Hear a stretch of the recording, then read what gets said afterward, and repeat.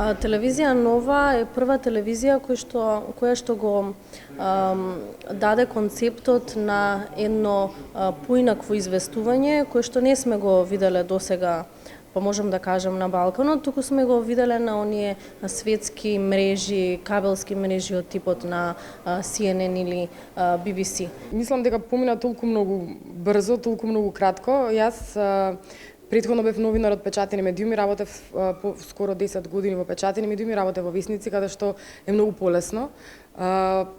За прв пат ми беше овој предизвик телевизија. Кога добив понудата, многу размислав. Не знаев дали ќе можам да комуницирам со камера, дали ќе имам трема, нема да имам трема. Меѓутоа, од самиот старт, проектот кој што тогаш ми го презентира како ќе изгледа оваа телевизија и како ќе функционира, нешто што воопшто никогаш го немало во Македонија.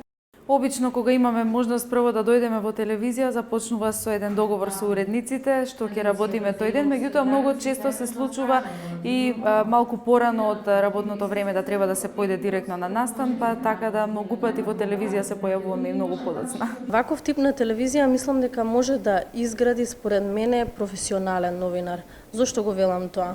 Затоа што ти го пренесуваш моментот сега.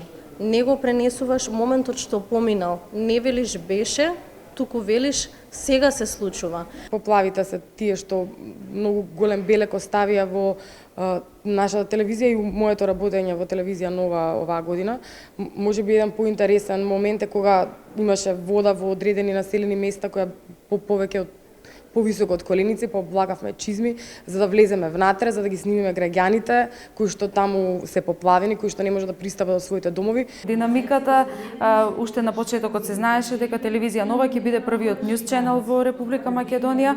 Се знаеше дека ќе бара многу повеќе ангажман, многу повеќе труд, меѓутоа навистина сето тоа беше предизвик и еве после една година во телевизија Нова можам да кажам дека сум ја донела вистинската одлука.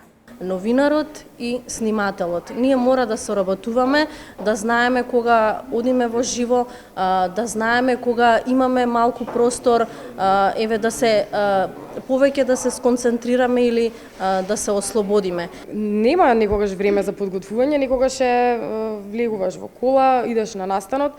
Комуникацијата е многу важна со тимот кој што е тука, многу е важна комуникацијата со продуцентите.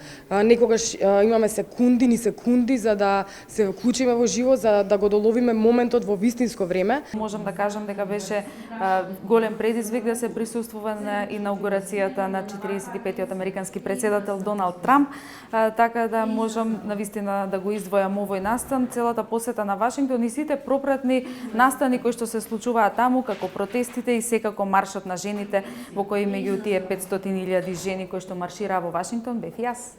Еве, на пример, за мене сите зборат дека сум синдикалец.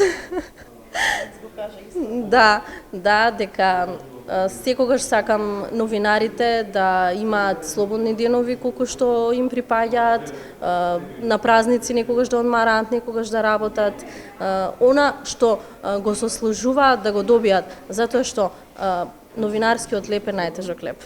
Од сите јас би ги одвоила Пандорче, која што е синдикалецот од телевизијата. Инаку сите сме различни, јас сум таа што секогаш е гласна и што многу збори. Сигурно многу од колегите веќе го споменале организаторот Гравче како најголем шегобиец, меѓутоа јас ќе кажам дека не му е секогаш толку сладко кога тие шеги ќе стигнат на негова сметка. Се знае дека колегата Михајло Видимлиски е секогаш расположен, спремен за работа, тој не се противи на ниедна задача, додека ние некои од другите колеги знаеме да се пазариме со уредниците, секогаш со аргументи. Понекогаш тоа проаѓа кај уредниците, понекогаш не, сепак тие го имаат последниот збор. Колешката Александра Спасевска секогаш може да направи драма од се, од една обична пресконференција, од една обична кафе пијанка и така натаму. Многу е гласна, зборува. Колешката Пандорче Антеска секогаш сака да стави капак на се и така натаму. За мене ќе оставам да кажат другите колеги.